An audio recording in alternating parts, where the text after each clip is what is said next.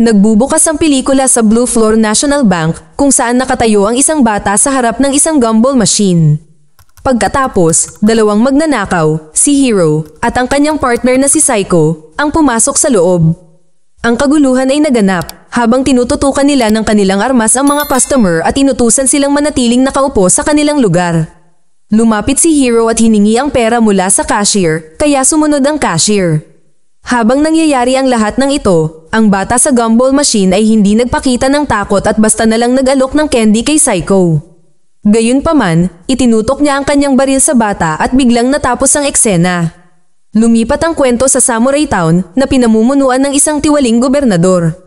Malikhain niyang pinaghalo ang elemento ng modernong panahon at makalumang tradisyon ng Hapones na may mga aspeto ng lumang American West at lumikha ng kakaiba ngunit mapang-api na bayan. Mga babaeng mga geisha na nakasuot ng tradisyonal na damit ng Hapon, ang mga samurai, at mga western cowboy ay nagpapatuloy sa kanilang pang-araw-araw na gawain. Ibinunyag na ang gobernador ay nagpapanatili ng isang grupo na kanilang inaampon na pinananatili niya bilang mga alipin. Makikita natin ang isa sa kanila, si Susie, na sinusubukang makipag-usap sa mga dumadaan habang binabantayan ng isang gwardya. Ang gwardya na ito ay ang pinakamatapat na samurai bodyguard ng gobernador na si Yasujiro. Pagkatapos niyang makapasok sa isa sa mga bahay ng mga geisha, sumipol si Susie at inalerto ang kanyang mga kaibigan.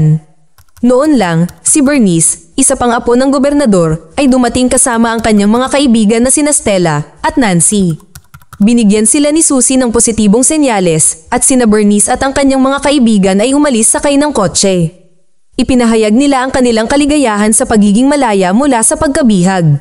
Naputol ang eksena ng magising si Bernice, nalilito at naaalala ang pagsakay sa kotse. Napagtanto niya na napunta siya sa isang kakaibang lugar, karamihan ay puno ng basura at ilang manikin. Naalala niya na nakakita siya ng babala at nakaharap ng mga nakakatakot na tao sa kanilang paglalakbay. Walang magawa si Bernice kundi sumigaw para humingi ng tulong, sumisigaw na ayaw na niyang makulong muli. Sa susunod na eksena, dinala tayo sa Samurai Town kung saan puspusan ng isang pagdiriwang. Masayang naglalaro ang mga bata habang pinapanood si Hero na nakatali at binabantayan. Ilang sandali lamang matapos, nagpakita ang gobernador kasama ang kanyang pinakatapat na mga bodyguard at ilang babaeng nakadamit ng geisha.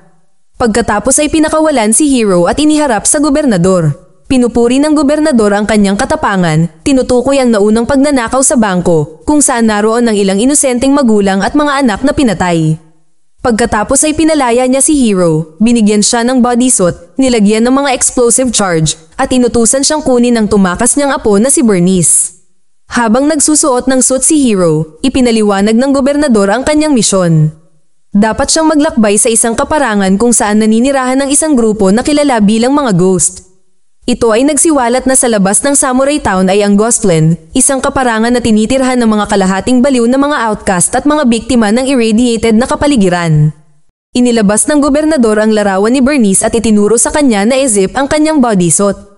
Pagkatapos i-zip ito ni Hero, nag-activate ang isang device sa suit. Inihayag ng gobernador na ang suit ay naglalaman ng ilang mga pampasabog na sasabog kung mamaltratuhin niya si Bernice. Pinakialaman ng suit o nabigong iligtas siya sa loob ng 5 araw. Ngunit kung matagumpay niyang maibalik siya, di-deactivate ng gobernador ang bomba. Dahil walang mapagpipilian si Hero kundi sumang-ayon sa misyon at pumunta sa isang highway na patungo sa Ghostland. Maya-maya ay nakakita siya ng isang babala na kapareho ng nakita ni Bernice at ng kanyang mga kaibigan. Di nagtagal, napahinto si Hero ng isang misteryosong boss at isang grupo ng mga mutant na nakasuot ng punit-punit na uniforme sa bilangguan. Ang driver na may matinding sunog sa mukha ay binubulag siya ng isang kislap ng ilaw, dahilan para bumangga siya sa bato. Dahil sa impact ay nasugatan sa braso si Hero at tuluyan nahulog at nawalan ng malay. Sa kanyang panaginip, dumalo siya sa isang festival sa Samurai Town kung saan nakita niya ang bata sa gum machine at ang mga taong nakasuot ng kakaibang maskara. Nang magising si Hero, natagpuan niya ang kanyang sarili sa Ghostland. Nahuli siya ng isang grupong kilala bilang mga ratsmen na naglilinis sa lugar. Itinali nila siya at pilit na hinihila. Pagkaraan ng ilang sandali, nakita ni Hero ang isang nasugatan na babae na nahuli rin at nagtanong kung siya ba si Bernice. Matatag siyang tumugon ng hindi at ipinahayag na siya ang kaibigan ni Bernice. Dumating sila sa isang parang kulto na teritoryo na napapalibutan ng mga guho, basura, at isang mataas na tore ng orasan.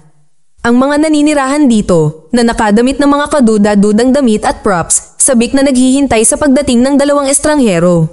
Sinuri ng isang misteryosong babae ang makapal na pulang dugo ni Hero at ipinahayag na siya ang magpapalaya sa kanilang lahat sa kanilang pagkakakulong. Matapos palayain ni Hero ang sarili, lahat ay nagtipon sa paligid niya. Ang pinuno ng teritoryo, na si Inek, ay lumabas mula sa kanyang setup at sinabi kay Hero na wala pang matagumpay na nakaalis dito at ang mga taong sumubok ay pinapatay ng mga ghosts at naging bahagi ng hukbo.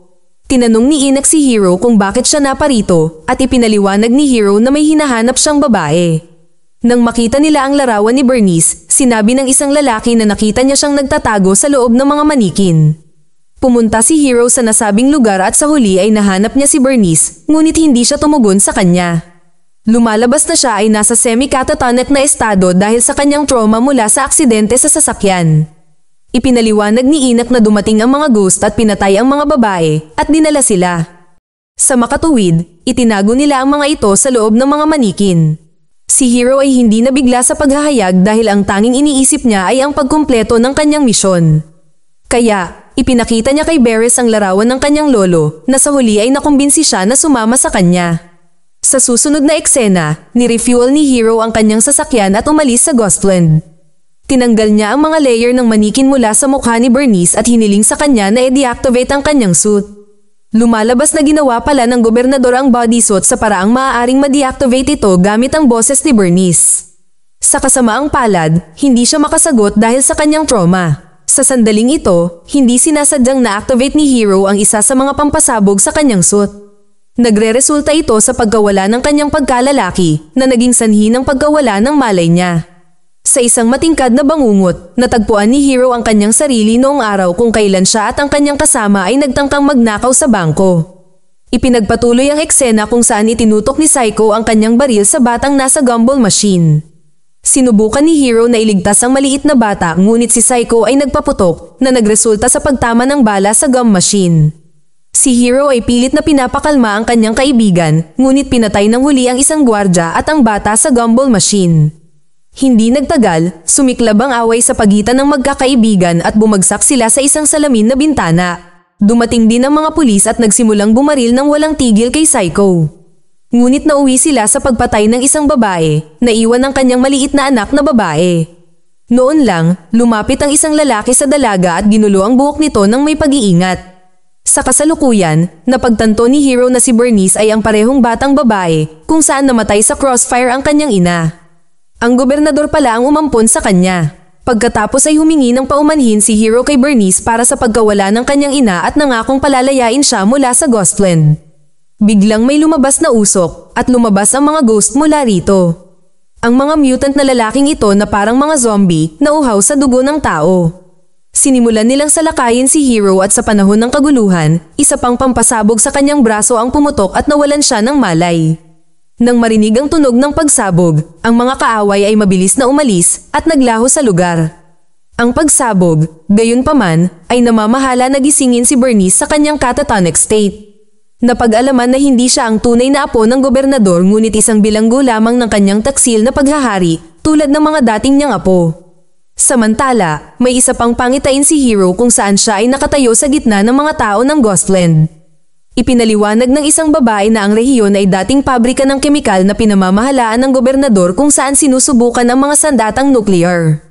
Isang araw, isang sakuna na banggaan sa pagitan ng isang transportasyon ng basura ng nuclear at isang bus ng bilangguan na nagresulta sa pagkalat ng isang mapangwasak na lubhang mapanganib na basura ng nuclear. Ito ay humantong sa lugar na ma-quarantine at ang mga naninirahan ay nakulong doon. Sa huli ay namatay sila dahil sa pagkagutom. Sa loob ng tiwangwang na rehiyong ito ay matatagpuan ang pamayanang kilala bilang bayan ng samurai na pinamumunuan ng kilalang gobernador. Ipinaliwanag ng babae na ang sinumang dumaan sa rehiyong ito ay hindi na makakabalik. Nang magtanong si Hero ng direksyon, kinilala ng babae ang kanyang tunay na intensyon at sinabi sa kanya na maliligtas niya ang lahat kung tutulungan niya ang mga babae. Naniniwala siya na dumating siya para iligtas si Bernice at may kapangyarihan siyang palayain silang lahat. Nang magkamalay si Hero, napagtanto niya ang koneksyon sa pagitan ng mga mutant at ng Ghostland. Sila ang mga bilanggo na bumangga sa nuclear waste transport na naging sanhi ng sakuna. Ang clock tower at mga guho na nakita niya noong unang pagpasok sa Ghostland ay mga labi ng mga nawasak na nuclear plant at ang mga naninirahan sa lugar ay ang hindi mapakali na mga espiritu ng mga namatay sa sakuna na nangyari. Ang Ghostland ay isang kaharian para sa mga patay, gaya ng iminungkahi ng mga puting streamer, mga costume na may malaanghel na pakpak sa balikat, at maraming manikin na nakatabi sa lugar. Si Hero at Bernice ay maaaring makapasok sa lugar na ito dahil sila ay metaporikal na kalahating patay. Si Bernice mula sa emosyonal na trauma mula sa pagsasamantala ng gobernador at si Hero dahil sa mga pisikal na pinsala. Ipinahayag na ang Ghostland ay hindi isang espiritual na kaharian ngunit isang limbo. Tinatrap ang mga kaluluwa ng mga hindi mapakali na espiritu. Nang malaman niya ang lahat ng ito, naging matatag si Hero sa pagliligtas sa kanila. Sa sandaling iyon, nagsimulang magbip ang device ng kanyang suit habang papalapit ito sa huling countdown. Si Bernice, na napagtanto ang sitwasyon, ay nagsimulang maniwala sa kanya. Pagkatapos ay lumapit siya malapit sa device at sinabing, "Ako si Bernice, dahilan para ma-deactivate ang mga pampasabog sa suit sa ngayon." Ang eksena pagkatapos ay lumipat sa mga tauhan ng gobernador na bumalik kasama si Stella na nagtangkang tumakas kasama si Bernice. Bilang parusa, mabilis na pinakawalan ng samurai na si Yasujiro ang kanyang katana at pinatay siya. Sa Ghostland, tinipon ni Hero ang lahat ng mga naninirahan at sinabi sa kanila ang kanyang nakita sa kanyang panaginip. Pagkatapos ay pinagrally niya ang mga Ghostlander upang mag-alsa laban sa paniniil ng gobernador. Sa bayan ng samurai, isang babae sa isang selda ang nakipag-usap kay Yasujiro na nagpapaalala sa kanya na nangako ang gobernador na papalayain siya kung susundin niya ang mga utos niya. Nagtatanong siya kung dapat silang manatiling tapat sa kanya o mag-alsa. Pagkatapos ay ibinunyag na ang kapatid na babae ni Yasujiro ay isa rin sa mga apo ng gobernador. Bumalik sa Ghostland, inanunsyo ni Hero sa lahat na aalis sila sa susunod na araw. Ang kanyang pahayag ay sinalubong ng tawanan, ngunit si Inak ay sumuporta sa kanya na nagsasabing dapat silang lumaban ng sama-sama. Pagkatapos ay humingi si Hero sa Ratsmen ng ilang mga supply, kabilang ang isang helmet at isang armas. Pagkatapos, bigla nilang nakaharap ang mga mutant at ang kanilang pinuno, ang taong may peklat sa buong katawan. Agad na kinilala ni Hero ang pinuno bilang kanyang dating kaibigan na si Psycho, na isa sa mga bilanggo sa bus na bumangga sa nuclear waste transport. Sa panahon ng kalamidad, sumiklab ang apoy na nagdulot ng matinding pagkasunog ng mga bilanggo. Nagmutate ang ilan sa mga nilalang na mala-zombie dahil sa reaksyon ng nuclear. Ang iba ay namatay kaagad dahil sa kanilang mga pinsala habang tinitiis ni Psycho ang matinding paso sa mukha. Tinanong niya si Hero kung bakit niya siya pinagtaksilan sa pamamagitan ng pag-iwan sa kanya sa likod kasama ang mga pulis. Sumagot si Hero na nagsimula nang mawalan ng kontrol si Psycho at naging agresibo sa paligid ng lahat. Nawalan siya ng pag-asa sa kanyang sarili nang kitilin niya ang mga inosenteng buhay sa panahon ng pagnanakaw sa bangko. Dahil dito, inayos ng dalawa ang kanilang hindi pagkakaunawaan at humingi ng tawad sa isa't isa. Ipinahayag ni Psycho na ang gobernador ay isang mandaragit at dapat siyang patayin upang matiyak ang kanilang kalayaan. Sa susunod na eksena, makikita natin ang gobernador na nagpapakalat ng kanyang karaniwang kalapastanganan sa mga tao. Confident niya na iginiit na siya ang dahilan sa likod ng mapayapang kapaligiran ng bayan. Noon lang, dumating si Hero at Bernice sa eksena na ikinagulat ng lahat.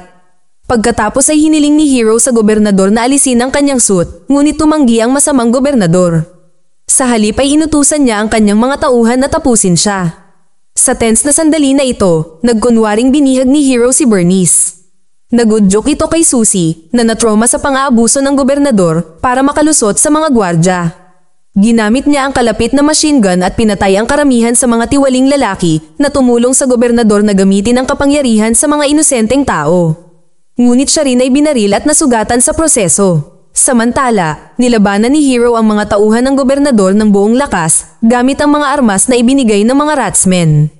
Siya rin ay lumilitaw na isang athletic at karate fighter. Si Bernice, sa kabilang banda, dinala ang nasugatan na si Susie at tinangka itong dalhin sa mas ligtas na lugar.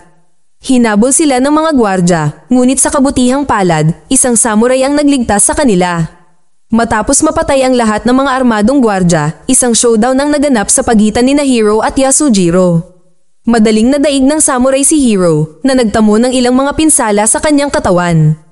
Pagkatapos ng walang humpay na tunggalian, sandaling huminto ang dalawa at ibinaba ang kanilang mga sandata. Ngunit ito ay lumalabas na isang trick ni Yasujiro. Mabilis niyang kinuha ang kanyang sandata at sinubukang atakihin si Hiro. Gayunpaman, nahulaan na ni Hiro ang kanyang gagawin, kaya kinuha niya ang isang katana mula sa lupa at pinatay si Yasujiro. Samantala, nilapitan ng gobernador si Susie para humingi ng tawad, ngunit matalino niyang kinuha sa kanya ang susi ng bodysuit ni Hiro. Nang gumanti siya, naghiganti si Bernice sa pamamagitan ng pagbaril sa kanya ng ilang beses na nagwawakas ang kanyang malupit na pamumuno. Pagkatapos ay kinuha ni Hiro ang susi mula kay Susie at sa wakas ay nabuksan ang device sa kanyang suit. Nang tuluyang napatay ang gobernador, isang batang nakasuot ng uwak ang bumalik sa Ghostland upang ipaalam sa mga naninirahan. Natutuwa sila sa balita at sinabing sa wakas ay malaya na sila sa oras. Nagsimulang gumuho ang tore ng orasan at nakalaya na ang mga mamamayan sa Ghostland. Sa huling eksena, si Hiro, Bernice at Susie na nakaupo sa hintuan ng bus sa Samurai Town habang ang iba pang mga taong bayan ay nagpapatuloy sa kanilang pang-araw-araw na gawain. Tuwang-tuwang sinabi ni Hiro na ang bayan ng samurai ay magiging isang magandang lugar balang araw. Mag-subscribe para sa higit pang mga video na tulad nito. I-on ang notification at mag-iwan ng like para matulungan ang aming channel. Salamat sa panunood.